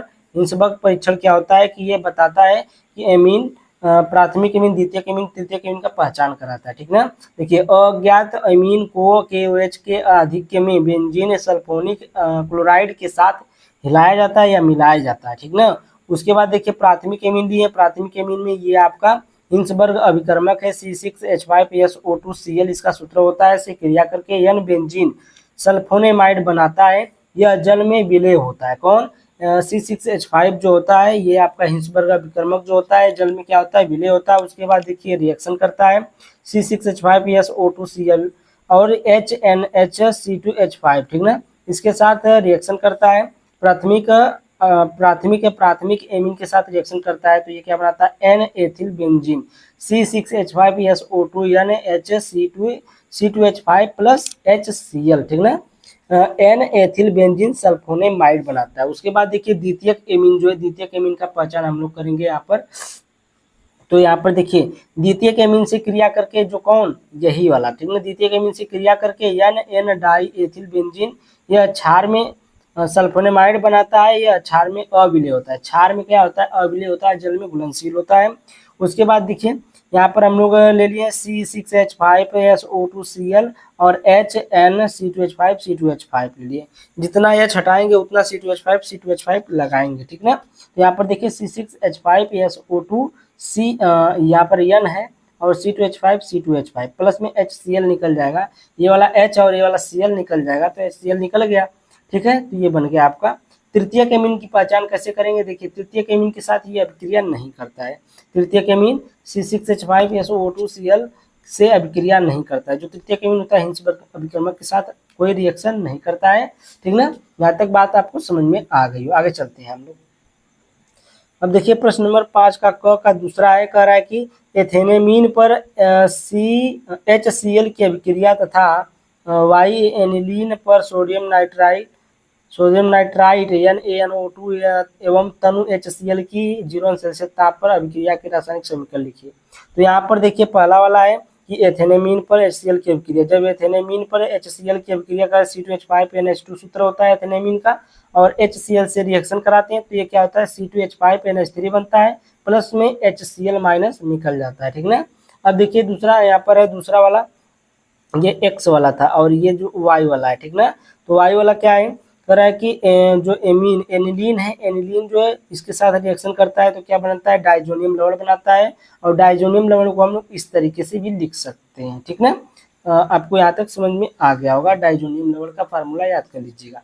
उसके बाद देखिए यहाँ पर प्रश्न 5 का ख, पहला वाला कह रहा है डी ब्लॉक था, यह ब्लॉक के तत्व क्या है, तो डी ब्लॉक के तत्व क्या होते हैं, देखिए वे तत्व जिनमें इलेक्ट्रॉन उपांतिम यानी कि अंतिम से पहले उपांतिम ऊर्जा स्तरों के डी कक्षकों में भरे जाते हैं, डी ब्लॉक के तत्व कहलाते हैं। ये यस तथा पी ब्लॉक के मध्य स्थित है, इसलिए इन्हें संक्रमण तत्व भी कहा जाता है या कहते हैं। ठीक ना, जो आपका डी ब्लॉक का तत्व किसके बीच में उपस्थित है, यस ब्लॉक और जो पी ब्लॉक है उसी के बीच में यह उपस्थित है। यस ब्लॉक इधर होता है, पी ब्लॉक इधर होता है और बीच में आपका डी ब्लॉक होता है, तो डी ब्लॉक को हम लोग संक्रमण तत्व भी कहते हैं। यह ब्लॉक के तत्व देखिए, यह ब्लॉक के तत्व क्या है, यह ब्लॉक के तत्व वे तत्व जिनमें इलेक्ट्रॉन उपांतिम ऊर्जा स्तरों के एफ कक्षकों में भरे जाते हैं उन्हें एफ ब्लॉक के तत्व कहते हैं। जो एफ कक्षक में अंतिम में किस में भरा जाता है, एफ में भरा जाता है, उसे हम लोग क्या कहते हैं, एफ ब्लॉक के तत्व कहते हैं। उसके बाद देखिए प्रश्न नंबर 2 इसी में कहा है, क्या कह रहा है, डी ब्लॉक तथा एफ ब्लॉक के तत्वों के सामान्य इलेक्ट्रॉनिक विन्यास लिखे। तो इसमें देखिए पहला हम लोग लिखे हैं डी ब्लॉक का सामान्य इलेक्ट्रॉनिक विन्यास। तो यहाँ पर देखिए क्या होता है, n-1 डी के पावर 1 से लेकर 10 तक कोई भी इलेक्ट्रॉन आ सकता है, और यस के पावर 1 से लेकर 2 ही इलेक्ट्रॉन आता है अधिकतम। ठीक है, उसके बाद देखिए एफ ब्लॉक के लिए लेंथेनाइड का सामान्य इलेक्ट्रॉनिक विन्यास देखिए यहाँ पर है एक्स ई से लेकर के यहाँ पर 4f1 से 14 तक और 5d 0 से लेकर 1 तक, और जो 6s है इसमें अधिकतम 2 इलेक्ट्रॉन आते हैं, 2 ही इलेक्ट्रॉन आते हैं इसमें। ठीक ना, एक्टिनाइड का सामान्य इलेक्ट्रॉनिक विन्यास देखिए, तो यहाँ पर देखिए Rn से लेकर के हम लोग 5f0 से लेकर 14 और 6d 0 से लेकर 1 और 7s2, ये आपका क्या होता है, एक्टिनाइड का सामान्य इलेक्ट्रॉनिक विन्यास है। ठीक ना, एफ ब्लॉक के एफ और डी ब्लॉक का सामान्य इलेक्ट्रॉनिक विन्यास हो गया। आगे चलते हैं हम लोग, प्रश्न नंबर 5 का ग का है, कह रहा है क्या होता है जब केवल रासायनिक समीकरण लिखिए। पहला है एथेनॉल को सोडियम ब्रोमाइड तथा सांद्र सल्फ्यूरिक अम्ल H2SO4 के साथ गर्म किया जाता है। तो देखिए यहाँ पर C2H5OH है और H2SO4 सांद्र है और 100 डिग्री सेल्सियस पर इसको गर्म कर रहे हैं। तो ये देखिए C2H5HSO4 प्लस H2O बन रहा है। फिर इसके बाद एक बार और हीट करेंगे 140 पर। तो देखिए यहाँ पर ले लिए C2H5HSO4 और C2H5OH ले लिए। ठीक है, C2H5O C2H5 प्लस H2SO4 जो यहाँ पर जो लिए थे वही निकल गया यहाँ पर। ठीक ना, यहाँ पर जो सांद्र सल्फ्यूरिक अम्ल लिए थे वही निकल गया, और यहाँ पर क्या बन गया आपका, डाई एथिल ईथर बन गया। क्या बन गया, डाई एथिल, इसका नाम क्या है, डाई एथिल ईथर इसका नाम है। ठीक ना, डाई एथिल ईथर इसका नाम है। थोड़ा सा जल्दी में इसलिए क्योंकि वीडियो बहुत लॉन्ग हो जा रही है। ठीक ना, डाई एथिल ईथर बन गया। उसके बाद देखिए दूसरा है, कह रहा है टॉलुइन की अभिक्रिया Fe चूर्ण की उपस्थिति में तथा अंधकार में Cl2 गैस से कराई जाती है तो क्या बनता है। तो देखिए यहाँ पर टॉलुइन ले लिया और Cl2 है, Fe चूर्ण से क्रिया करा रहे हैं, और देखिए यहाँ पर क्या बने CH3Cl, ये देखिए आर्थोक्लोरोटॉलुइन है, और ये देखिए पैराक्लोरीन, ये पैर में बना है तो पैराक्लोरीन, और यहाँ पर देखिए आर्थोक्लोरोटॉलुइन बना है। ठीक ना, इसका नाम आर्थोक्लोरोटॉलुइन, इसका नाम पैराक्लोरोटॉलुइन। ठीक, उसके बाद देखिए तीसरा इसमें का है, बेंजीन डाइजोनियम क्लोराइड की जल से अभिक्रिया कराई जाती है तब क्या होता है। तो देखिए ये बेंजीन डाइजोनियम क्लोराइड है, फार्मूला आप लोग जानते ही होंगे इसका।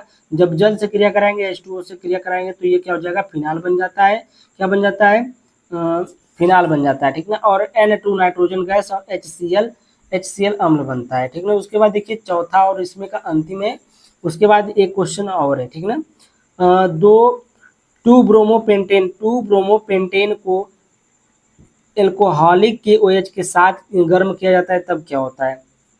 देखिए 2 ब्रोमो 1 2 3 4 5 यानी कि पेंटेन है, और 2 पर आया तो ब्रोमो, तो 2 ब्रोमोपेंटेन। ठीक ना, के OH के साथ गर्म करेंगे तो ये बनेगा CH3CH2CH3। ठीक ना, और इसमें से H2O निकलेगा KBr यानी कि पोटेशियम ब्रोमाइड भी इसमें से क्या हो जाएगा, निकल जाएगा। ठीक ना, उसके बाद देखिए अगर आप लोगों को PDF चाहिए होगा तो इस नंबर पर 74600 और 12763। ठीक ना, 12763 इस नंबर पर आप लोग क्या करेंगे, कांटेक्ट करेंगे, व्हाट्सएप मैसेज करेंगे। ठीक ना, उसके बाद देखिए हम लोग थोड़ा सा इसमें आगे चलते हैं। तो अगला देखिए पेज है यहाँ पर, ये पेज कह रहा है कि यहाँ पर देखिए प्रश्न नंबर घ है, ठीक ना। प्रश्न नंबर घ क्या कर रहा है, कह रहा है कि वाष्प दाब में अवनमन संबंधित राउल्ट के नियम का उल्लेख कीजिए। 293 केल्विन ताप पर शुद्ध जल का वाष्प दाब 17.535 mmHg है। 293 केल्विन ताप पर 450 ग्राम जल में 25 ग्राम ग्लूकोज घोलने पर विलयन के वाष्प दाब की गणना कीजिए, ठीक ना।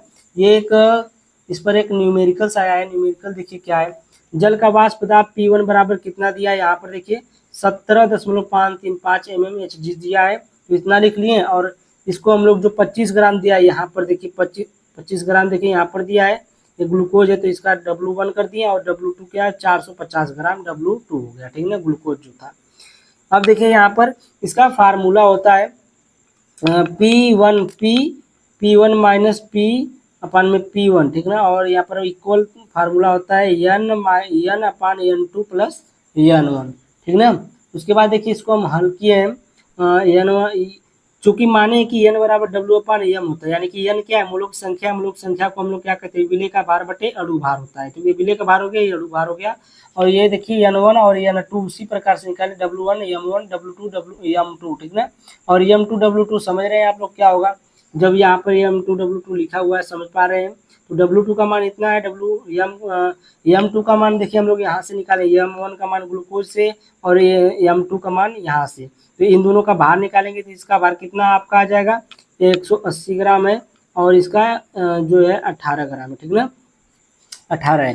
तो यहाँ पर देखिए जब मान रखेंगे W2 M2 का, तो यहाँ पर आ जाएगा 450 बटे में 18, और इसका W1 M1 का मान है 25 बटे 180। जब इसको काटेंगे 0.139 और यहाँ पर आएगा 25 m, ठीक ना। उसके बाद जब हम इस फार्मूले पर मान रखेंगे, P1 का मान देखिए 17.535 है, माइनस P और 17.535 है, ठीक ना। और यहाँ पर देखिए N1 का मान कितना आया है, N1 का मान 0.139 आया है, तो 0.139 रख दिए। और जो W2 का मान आया है, W1 का मान दोनों जुड़ जाएगा, यहाँ पर क्या हो जाएगा 25.139 हो जाएगा। उसके बाद देखिए यहाँ पर देखिए 17.5। अब देखिए ये वाला जो इधर भाग कर रहा है इधर गुणा करेगा, तो यहाँ पर हम लोग एक लाइन बढ़ा दिए, यहाँ पर गुणा कर दिए और ये वाला यहाँ पर रख दिए, ठीक ना। तब ये वाला जो बचेगा यहाँ पर जो गुणा करेगा, गुणा करके ये भाग करेगा तो इतना आएगा, ठीक ना। तो 17.535 माइनस P बराबर क्या हो जाएगा 0.9944, ठीक ना। उसके बाद देखिए यहाँ पर 17.535 माइनस P 0.9944, ठीक ना। जब P को इधर लेके जाएंगे प्लस में, इधर आएगा तो ये माइनस हो जाएगा, तो इसमें से घट जाएगा, तो P बराबर 17.44 mmHg हो जाएगा। ये आपका आंसर हो जाएगा। हाँ, आई होप कि आपको ये समझ में आ गया होगा क्वेश्चन, ठीक ना। उसके बाद देखिए बहुत ही लंबी वीडियो हो गई, 24-25 मिनट का लगता हो जाएगा। राउल्ट का नियम किसी निश्चित ताप पर उसमें पूछा है, ठीक ना, क्वेश्चन में किसी निश्चित ताप पर किसी अवाष्पशील विलेय युक्त विलयन का वाष्प दाब उसमें उपस्थित विलायक में मोल प्रभाज्य अपेक्षिक के समानुपाती होता है। विलायक में जो मोल प्रभाज्य होता है उसके अपेक्षिक के समानुपाती होता है, ठीक ना। तो मोल जो आपको राउल्ट का नियम, आई होप कि राउल्ट का नियम आपको समझ में आया हो, ठीक ना। अगर नहीं आया होगा तो एक बार फिर से वीडियो देख लीजिएगा। Thank you, bye bye for watching my video. और आपको पीडीएफ चाहिए तो उस नंबर पर आप लोग कांटेक्ट कर सकते हैं, व्हाट्सएप जेकेएस लिख करके करेंगे, और मैं आपको पीडीएफ देने के लिए समर्थ रहूंगा, क्योंकि आप लोगों को इसका पेमेंट करना पड़ेगा, ठीक ना। तो मुझे 5 साल का पीडीएफ है मेरे पास है, फिजिक्स में 4 साल का है, केमिस्ट्री में 5 साल का है, बायोलॉजी में 3 साल का है। सभी पीडीएफ आप लोगों को मिल जाएगा। और पीडीएफ लेने के लिए देखिए मैं आपको बता दूं कि ये मेरा जो चैनल है ना, पहले था 12th विद जैकेस, सबसे पहले था सरल सॉल्यूशन, 12th विद जैकेस हुआ, उसके बाद में MK सर स्टडी कर दिया हूँ। इस चैनल का नाम MK सर स्टडी, ठीक ना। तो MK सर स्टडी से आप लोग मेरे चैनल पर आए हैं, ये मत भूलिएगा कि चैनल दूसरा है, ठीक ना। चैनल वही है, चैनल सब कुछ वही है, ठीक ना। तो यहाँ पर देखिए प्रश्न नंबर 6 का क है, और प्रश्न नंबर 5 तक मैं करा चुका हूँ 3 वीडियो में।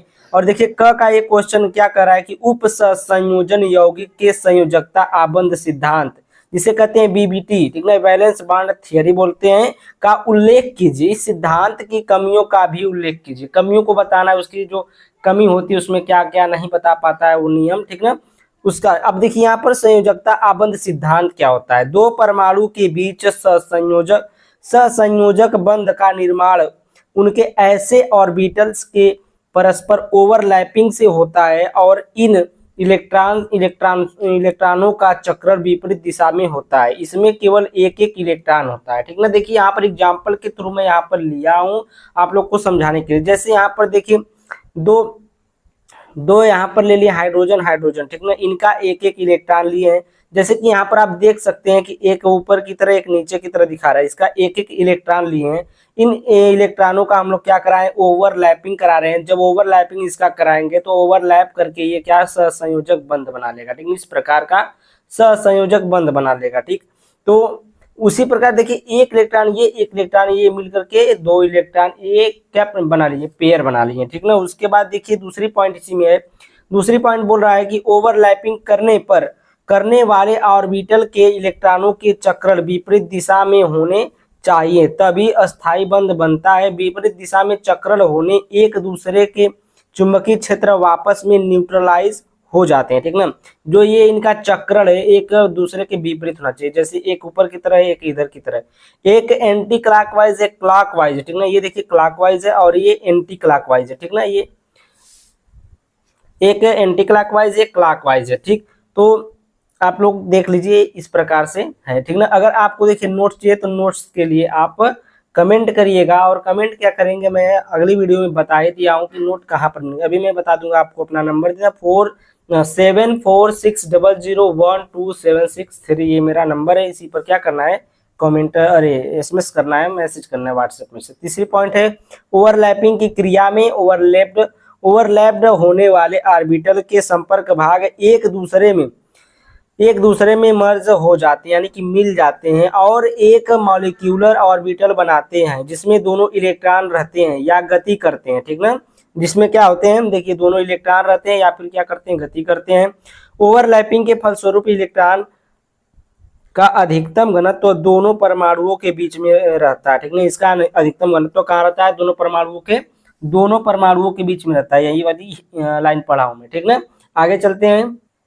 तो यहाँ पर देखिए संयोजकता आबंध सिद्धांत की कमियां हैं। तो इसमें कमी क्या है, पहला देखिए इसमें अनेक प्रकार के पूर्वानुमान है, अनेक प्रकार क्या है, पूर्वानुमान है। उसके बाद यह चुंबकीय आंकड़ों की कोई मात्रात्मक व्याख्या नहीं देता है। यह उप संयोजन यौगिकों के ऊष्मागतिकी और गतिक स्थायित्व की कोई भी मात्रात्मक व्याख्या नहीं करता है। यह उप संयोजन यौगिकों द्वारा दर्शाए गए रंगों का स्पष्टीकरण नहीं देता है। उसके बाद देखिए यह चार समन्वयी संकुलों के लिए चुंबकीय तथा क्या होता है, वर्ग समतल संरचनाओं का सही अनुमान नहीं लगा पाता। पांचवा छठवां है कि यह दुर्बल तथा प्रबल लिगेंडों के मध्य के बीच विभेद नहीं बता पाता है, ठीक ना। तो ये था इसका कमी। और देखिए प्रश्न नंबर आते हैं हम लोग प्रश्न नंबर 6 के क के अथवा वाले पर। अथवा वाला देखिए क्या कह रहा है, उप संयोजन यौगिकों के महत्व को समझाइए। इनका महत्व क्या है, ठीक है। धातु आयन अनेक प्रकार के संकरों का निर्माण करते हैं और इनकी महत्व निम्नलिखित है। देखिए पहला है, देखिए पहला महत्व है विश्लेषणात्मक रसायन में। इसका उपयोग कहाँ होता है, विश्लेषणात्मक रसायन में। उप संयोजन यौगिकों के निर्माण का उपयोग विश्लेषणात्मक रसायन में धातु आयनों के गुणात्मक तथा परिमाणात्मक विश्लेषण में किया जाता है, ठीक ना। उसके बाद दूसरी पॉइंट इसमें हम लिखे हैं, दूसरी पॉइंट में क्या है, देखिए जल की कठोरता के आंकलन में जल की कठोरता उसमें उपस्थित Ca+2 यानी कि कैल्शियम प्लस तथा मैग्नीशियम +2 आयनों के कारण होती है। हेक्साडेंटेड लिगेंड EDTA जो है, EDTA जिसे कहते हैं एथिलीन डाई एमीन टेट्रा एसीटेटो इसको बोलते हैं, Ca+ तथा Mg+2 के साथ अस्थाई संकर यौगिक बनाते हैं तथा सरल अनुमापन द्वारा जल की कठोरता ज्ञात करने में उपयोग किए जाते हैं, ठीक ना। दूसरी पॉइंट हो गई। तीसरी पॉइंट देखते हैं, ये हम लोगों की तीसरी पॉइंट है धातु निष्कर्षण में। धातु निष्कर्षण देखिए संकर निर्माण विधि का उपयोग उत्कृष्ट धातुओं जैसे सिल्वर तथा गोल्ड के निष्कर्षण में किया जाता है। अयस्क में उपस्थित धातु आयन संकर का निर्माण करते हैं, ठीक ना। औषधि में संकरों का उपयोग औषधि में भी किया जाता है, जैसे प्लेटिनम है, संकर प्लेटिनम संकर है, सीस जिसे सीस प्लेटिन कहा जाता है, ठीक ना। इसका उपयोग कैंसर के उपचार में किया जाता है। इसका उपयोग कहाँ किया जाता है? कैंसर के उपचार में किया जाता है। पांचवा देख लीजिए, पांचवी पॉइंट हम लिखे हैं यहाँ पर कि जैव वैज्ञानिक महत्ता। कई जैव वैज्ञानिक रूप से महत्वपूर्ण प्राकृतिक यौगिक संकर यौगिक है। उदाहरण के लिए जैसे पौधों में उपस्थित क्लोरोफिल जो है मैग्नीशियम का संकर यौगिक है, और जो रुधिर में उपस्थित हीमोग्लोबिन है वो आयरन का है। विटामिन जो B12 है कोबाल्ट का एक संकर यौगिक है, ठीक ना। इस प्रकार से यह जैव विज्ञान में भी उपयोग किया जाता है। उसके बाद देखिए प्रश्न नंबर 6 का जो ख वाला है क्वेश्चन, ये वाला आ गया आपका प्रश्न नंबर 6 का ख। देखिए क्या कह रहा है कि एमिनो अम्ल तथा न्यूक्लिक अम्ल पर एक संक्षिप्त टिप्पणी लिखिए। तो न्यूक्लिक अम्ल पहले हम लिख लिए, उसके बाद अमीनो अम्ल, ठीक ना। न्यूक्लिक अम्ल क्या है? न्यूक्लिक अम्ल अति उच्च अणुभार वाले बृहत अणु हैं। ये मुख्यतया दो प्रकार के होते हैं, डीऑक्सी राइबोज न्यूक्लिक अम्ल और राइबोज न्यूक्लिक अम्ल, जिसे डीएनए और आरएनए कहा जाता है, ठीक ना। उसके बाद देखिए न्यूक्लिक अम्ल की जल अपघटन से 2 पेंटोज शर्कराएं प्राप्त होती हैं, जिनके नाम क्रमशः क्या है? डी माइनस राइबोज और 2D oxy D minus ribose है, ठीक ना।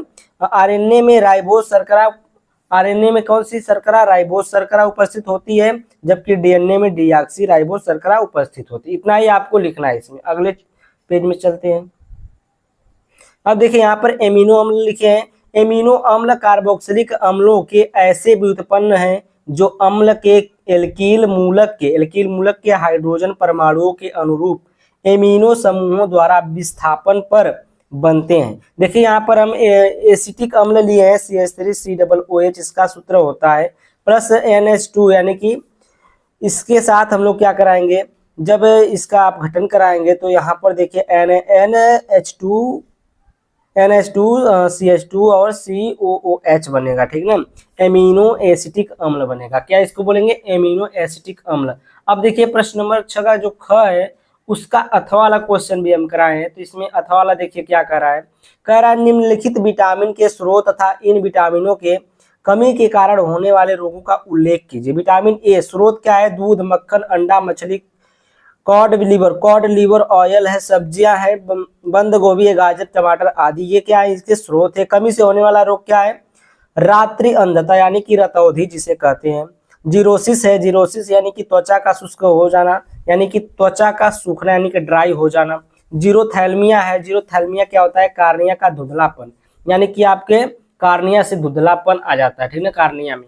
विटामिन बी देखिए क्या इसका स्रोत है? छिलके सहित अनाज, सोयाबीन, अंडा, दालें, दूध, हरी सब्जियां, इस्ट आदि, ठीक ना। उसके बाद इनके कमी से होने वाला रोग है बेरी रोग है। पैरों का लकवा, इसमें क्या होता है? पैरों का लकवा लग जाता है, भूख की कमी होने लगती है, ठीक ना। उसके बाद विटामिन सी के बारे में देखिए क्या है? विटामिन सी है, स्रोत क्या है? हरी एवं पत्तेदार सब्जियां खाना, साइट्रस फल, टमाटर, मिर्च, गाजर आदि। साइट्रस फल का मतलब जो होते हैं खट्टे फल, इस तरीके से, ठीक ना। कमी से होने वाला रोग जो है स्कर्वी रोग होता है। स्कर्वी रोग क्या होता है? दांतों एवं मसूड़ों में खून का आना, ठीक ना। त्वचा, यह एक त्वचा रोग है, ठीक ना। क्या यह एक त्वचा रोग है? अगले पेज पर चलते हैं। अब देखिए यहाँ पर विटामिन डी है। विटामिन डी है जो चौथा, इसका स्रोत जो है सूर्य का प्रकाश है, दूध, मक्खन, नारियल, अंडा, मांस, जिगर, मछली के यकृत तेल आदि है, ठीक ना। कमी से होने वाला रोग रिकेट्स है। रिकेट्स क्या होता है? अस्थियों में रोग होता है, हड्डी एवं दांतों में विकृत, यानी कि क्या हो जाए? कमजोरी आ जाती है, ठीक ना। उसके बाद देखिए विटामिन ई, विटामिन ई का स्रोत क्या है? दूध है, गेहूं है, हरी सब्जी है, तेल है, मछली है, जंतु का ऊतक है, ठीक ना, जंतु का ऊतक है। कमी से रोग क्या होता है? बंध्यता क्या है? जनन क्षमता का ह्रास और मांसपेशियों में दुर्बलता आ जाती है। उसके बाद देखिए विटामिन के के बारे में हम लोग देखिए क्या है? स्रोत इसका बंद गोभी, फूल गोभी, टमाटर, अंडा, गाजर, यकृत, पनीर आदि, ये क्या है? इसका स्रोत है। कमी से होने वाला रोग मस्तिष्क है। मस्तिष्क में क्या होता है? रक्तस्राव रोग हो जाता है, रक्त का थक्का न जमना, ठीक ना। मस्तिष्क में अगर चोट लगी तो रक्त का थक्का इस वाले में नहीं जमता है, मतलब रक्त जो बहता है ना, बहने ही लगता है, वो रुकता नहीं है, ठीक। अब देखिए क्वेश्चन नंबर 7 का यही क्वेश्चन एक क्वेश्चन है जो मुझे फंसा के रखा है। ये क्वेश्चन देखो बाबू बहुत बड़ा क्वेश्चन पूछा है, और अगर यहाँ पर देखो 8 H यहाँ पर 16 रहता, O2 ही रहता, तब इसका हम सॉल्यूशन लगाते। लेकिन यहाँ पर ये गड़बड़ दे दिया, मुझे लग रहा है यहाँ पर गड़बड़ है क्वेश्चन में, ठीक ना। अगर यहाँ पर C8 कर दे रहा है, अगर H 16 कर देगा और O2 ही रहेगा, तब इसका सोल्यूशन हो पा रहा है, लेकिन इसका सोल्यूशन नहीं हो पा रहा है, ठीक ना बाबू। तो इस क्वेश्चन को अगर आप लोग कहीं सॉल्व कर रहे हैं, अगर मिल रहा है इसका सोल्यूशन आपको, तो जरूर मेरे व्हाट्सएप नंबर 7460012763 पर आप लोग कमेंट करिए, व्हाट्सएप मैसेज कर दीजिएगा कि सर मिल गया है, ये है इसका सोल्यूशन। या फिर मैं इसको 8 बनाकर, इसको 16 बना करके और इसको 2 ही रहेगा, इसको बना करके मैं सॉल्व करके एक अलग से वीडियो इसके लिए लाऊंगा, ठीक ना। तो आगे चलते हैं नेक्स्ट क्वेश्चन पर। बहुत प्रयास करने के बाद वो क्वेश्चन नहीं मिला है मुझे, ठीक ना। तो यहाँ पर देखिए, निम्नलिखित को कैसे प्राप्त किया जाएगा, केवल रासायनिक समीकरण लिखिए। बेंजोइक अम्ल से बेंजीन, ये देखिए बेंजोइक अम्ल है। जब हम NaOH से रिएक्शन कराते हैं CO के ये क्या है, चूना है, चूना की उपस्थिति में जब सोडियम हाइड्रोक्साइड से रिएक्शन होता है बेंजोइक अम्ल से, तो क्या बनता है आपका, ये बेंजीन बनता है। बेंजीन प्लस ये NaHCO3 सोडियम बाइकार्बोनेट बनता है, ठीक ना। थैलिक अम्ल से थैलेमाइड बनाना है, तो जब थैलिक अम्ल आप लेंगे, ये देखिए थैलिक अम्ल का सूत्र होता है प्लस में 2NH3 लेना है, 2 मॉलिक्यूल किसका, अमोनिया का लेना है, और ये बन जाएगा COO NH4 प्लस, ठीक ना, क्योंकि इस पर 4 है तो ये प्लस बनेगा, तो यही दोनों और यही बनेगा। उसके बाद इसका जल अपघटन कराया जाता है, इसको गर्म किया जाता है, तो इसमें जितना पानी रहता है निकल जाता है। उसके बाद ये आपका क्या बन जाता है, ये आपका इस प्रकार से बन जाता है, ठीक ना। जब इस प्रकार से बनता है तो इसको हीटिंग किया जाता है, स्ट्रॉन्ग हीटिंग किया जाता है, तो इसमें से अमोनिया गैस निकल जाती है और एक NH बच जाता है यहाँ पर, ठीक ना। तो यहाँ पर CONH और ये बेंजीन लगा हुआ है, इसी को हम लोग क्या कहते हैं, थैलेमाइड कहते हैं। इसको इस प्रकार से भी लिखा जा सकता है, ठीक ना। आई होप कि आप लोग को समझ में आ रहा होगा। नहीं आ रहा है तो आप लोग कमेंट कर सकते हैं, मैं इसका अलग से वीडियो एक ला दूंगा, ठीक है। जो भी टॉपिक आपको नहीं समझ में आ रहा उस टॉपिक पर मैं अलग से वीडियो लाऊंगा। ये वीडियो इसलिए मैं फर्स्ट कर रहा हूँ कि ये आपका नोट्स है, ठीक है। नोट्स को मैं इतनी जल्दी करा रहा हूँ क्योंकि आपको नोट्स बनाना है, तो हाल ही में आप लोग लिख लेंगे। बेंजल्डिहाइड से M नाइट्रोबेंजल्डिहाइड बनाना है, तो ये देखिए बेंजल्डिहाइड का सूत्र है HNO3 और H2SO4 की उपस्थिति में 273 केल्विन और 283 केल्विन की उपस्थिति में हीट में हम लोग इसको हीट करेंगे। उसके बाद देखिए NO2 और COH बनेगा, यानी कि M नाइट्रोबेंजल्डिहाइड बनेगा। जो मेटा पर बनता है उसको M नाइट्रोबेंजल्डिहाइड कहते हैं। अगर यहाँ पर बनता तो ये पैरा है, पैरा पर P नाइट्रोबेंजल्डिहाइड कहते हैं, ठीक ना। उसके बाद देखिए आप नेक्स्ट क्वेश्चन है, कह रहा है कि बेंजीन से बेंजल्डिहाइड बना है। बेंजीन ले लीजिए CO और प्लस HCl की उपस्थिति में AlCl3 और CuCl की उपस्थिति में इसका रिएक्शन कराएंगे, तो ये बेंजल्डिहाइड बनेगा और HCl निकल जाएगा, ठीक ना। तो इसको शायद ये गटरमान अभिक्रिया भी है, ठीक। उसके बाद देखिए हम लोग यहाँ पर चलते हैं C6H5 से, C6H5CHO से क्या बना, रजत दर्पण बना है। तो रजत दर्पण ये देखिए Ag2O होता है,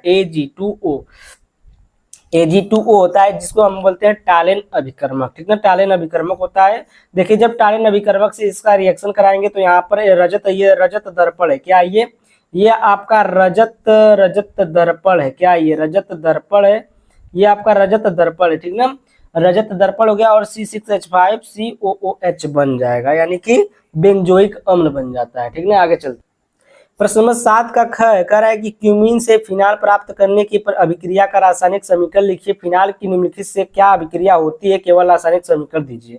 तो यहाँ पर देखिए क्या करना है, केवल रासायनिक अभिक्रिया देना है, किससे, क्यूमीन से। ये देखिए क्यूमीन का फार्मूला होता है, क्यूमीन को जब ऑक्सीजन से क्रिया कराई जाती है तो ये क्यूमीन हाइड्रोपरऑक्साइड बन जाता है, ठीक ना। हाइड्रोपरऑक्साइड बन जाता है। जब हाइड्रोपरऑक्साइड को H+ की यानी कि किसी अम्ल की उपस्थिति में रिएक्शन कराया जाता है तो ये फिनाल बन जाता है, और फिनाल बनता है, और फिनाल के साथ साथ डाईमेथिल कीटोन भी बनता है। ये जो यहाँ पर जितने दिख रहे हैं सब निकल जाते हैं, यहाँ पर डाईमेथिल कीटोन बन जाते हैं और OH बच जाता है, तो ये क्या हो जाता है, फिनाल बन जाता है, ठीक ना। आपको ये बहुत जल्दी में इसलिए बता रहा हूँ कि वीडियो बहुत लॉन्ग हो जाती है। नोट्स के लिए आपको नोट्स बनाना है तो आपको नोट्स की तरह चाहिए वीडियो, ठीक ना। तो यहाँ पर आते हैं अगला, नेक्स्ट रासायनिक अभिक्रिया का जिंक चूर्ण से, यानी कि फिनाल जो है जिंक चूर्ण से रिएक्शन करके क्या बनाता है। देखिए फिनाल का सूत्र है, जिंक चूर्ण है, इसको हीट किया जाता है तो ये बेंजीन बन जाता है, और ZnO यानी कि जिंक ऑक्साइड बन जाता है। वेरी फास्ट रिवीजन नहीं कर सकते हैं नोट से। सांद्र HNO3 से, सांद्र HNO3 से जब फिनाइल क्रिया करता है तो क्या बनता है? देखिए फिनाइल का सूत्र है HNO3 यानी कि सांद्र है, और इसकी उपस्थिति में क्रिया होता है H2SO4 की उपस्थिति में होता है, तो ये क्या बन जाता है? 2,4,6 ट्राई नाइट्रोफिनाइल बन जाता है। इसको हम लोग पिक्रिक अम्ल भी बोलते हैं। क्या बोलते हैं इसको? पिक्रिक अम्ल भी बोलते हैं। तो यहाँ पर देखिए ब्रोमीन जल से जब क्रिया कराते हैं फिनाइल का तो क्या बनता है? ये ब्रोमीन जल का मतलब एक्वस में है। एक्वस का मतलब जली सोल्यूशन एक ब्रोमीन जल का लिए है, तो ये 3 टाइम Br2 लिए है, और 3 टाइम जब लिए, अगर एक लेते हैं तो यहीं पर बनता है, लेकिन 3 बार लेने का मतलब है 1 2 3 तीनों जगह पर लगता है 2,4,6 ट्राई ब्रोमोफिनाल हो जाता है, ठीक है इसका नाम। ठीक, उसके बाद अगला यानी कि नेक्स्ट पर चलते हैं हम लोग। वैसे लग रहा है ना कि मैं बहुत ही तेज बोल रहा हूँ, ठीक ना, तो बहुत तेज बोलना पड़ता है। प्रश्न 7 का ख है। ख देखिए क्या कर रहा है, अथवा वाला है, ये अथवा वाला है। निम्नलिखित पर संक्षिप्त टिप्पणियां लिखिए। जल गैस से मेथेनॉल, जल गैस से मेथेनॉल का औद्योगिक निर्माण चित्र की आवश्यकता नहीं है। देखिए यहाँ पर क्वेश्चन में दिया था कि चित्र की आवश्यकता नहीं। बहुत ही अच्छा एक जानवर है जो पेपर बनाया था, लेकिन एक क्वेश्चन बहुत ही हार्ड डाल दिया था जो मुझे भी नहीं आ रहा था। यहाँ पर देखिए जल गैस या भाप अंगार गैस से, जल गैस या भाप अंगार गैस से कैसे निर्माण होता है? 300 से 450 अंश सेल्सियस तक तप्त जिंक ऑक्साइड, कॉपर ऑक्साइड और क्रोमियम ऑक्साइड, क्रोमिक ऑक्साइड भी कहते हैं इसे, के मिश्रण पर 200 से 300 वायुमंडलीय दाब पर भाप अंगार गैस और हाइड्रोजन का मिश्रण प्रवाहित करके मेथिल एल्कोहल का निर्माण किया जाता है। उसके बाद देखिए बस लिखना था, आपको कुछ नहीं करना था, बस लिखना था। तो यहाँ पर देखिए सुक्रोज के एल्कोहलिक किण्वन से एथेनॉल का निर्माण, किण्वन, ये देखिए किण्वन है, किण्वन किसे कहते हैं? एंजाइमों की उपस्थिति में जटिल कार्बनिक अणुओं का टूटकर छोटे एवं सरल अणुओं में बदलना किण्वन कहलाता है। शर्कराओं एवं स्टार्चों के किण्वन द्वारा एथेनॉल बनता है, ठीक ना, क्या बनता है? एथेनॉल बनता है। तो यहाँ पर देखिए C12H22O11 प्लस H2O, इसका जल अपघटन कराएंगे, करें कि जल से क्रिया कराएंगे इन्वर्टेज ईस्ट से उपस्थिति में। इन्वर्टेज ये क्या होती है? एक ईस्ट होती है, ठीक ना, इन्वर्टेज ईस्ट की उपस्थिति में कराएंगे तो C6H12O6 प्लस C6H12O6 बनेगा, यानी कि एक ग्लूकोज बनेगा और एक फ्रक्टोज बनता है, ठीक ना। एक क्या बनता है? ग्लूकोज और एक फ्रक्टोज बनता है। जब भी आप चीनी का आप जल से क्रिया कराएंगे तो ग्लूकोज एक फ्रक्टोज बनेगा, ठीक ना। हालांकि दोनों का सूत्र एक ही होता है, लेकिन जब स्ट्रक्चर बनाएंगे तो दोनों का अंतर हो जाता है, ठीक ना। तो यहाँ पर देखिए हम लोग एथेनॉल बना लिए। यहाँ पर C6H12O6 के ईस्ट से क्रिया कराएंगे, ईस्ट की उपस्थिति में, तो ये बन जाएगा C2H5OH, 2C2H5OH बनेगा और कार्बन डाइऑक्साइड गैस निकल जाएगी। देखिए एथेनॉल के अनुप्रयोग भी पूछा है, तो एथेनॉल का अनुप्रयोग हम लोग यहाँ पर लिख देते हैं। कह रहा है कि पहला वाला एथेनॉल से एथिलेटेड स्पिरिट बनाई जाती है, ठीक ना। एथेनॉल से क्या बनाई जाती है? एक स्पिरिट बनाई जाती है जो मेथिलेटेड होती है। मेथिलेटेड का मतलब वो कच्ची दारू के नाम से भी जानी जाती है, और स्पिरिट जो फोड़े फुंसी पर लगा करके पट्टी बांधी जाती है वो भी स्पिरिट होती है, ठीक ना। तो यहाँ पर देखिए दूसरा पॉइंट, एथेनॉल एवं जल के मिश्रण को ठंडे प्रदेशों में वाहनों के रेडिएटर में किया जाता है, क्यों? मतलब सही रहे, ठीक ना। उसके बाद देखिए तीसरी पॉइंट है क्लोरोफार्म ईथर एसिटिक अम्ल बनाने में, क्लोरोफार्म क्या बनाने में? ईथर एसिटिक अम्ल बनाने में, शराब बनाने में, विस्की बनाने में एवं अन्य मादक पदार्थों के निर्माण में इसका उपयोग किया जाता है। आगे नहीं है, बस इतना ही है। अगर देखिए आपको ना दोस्तों अगर इसका पीडीएफ चाहिए या नोट का पीडीएफ चाहिए, नोट्स का पीडीएफ चाहिए या अनसॉल्व शीट का पीडीएफ चाहिए, तो आप लोग इस नंबर पर 7460120763 इस नंबर पर क्या करिए, इस नंबर पर व्हाट्सएप मैसेज करिए JKS लिख करके। क्या करेंगे? JKS या MKS लिख करके करेंगे तब भी, ठीक ना। MKS लिख करके करेंगे तो आपको क्या मिल जाएगा? आपको पीडीएफ की पर देखिए 100 रुपीज उसका 100 रुपीज चार्ज है और 5-5 साल का पीडीएफ मिलेगा आपको। Thank you, bye bye for watching.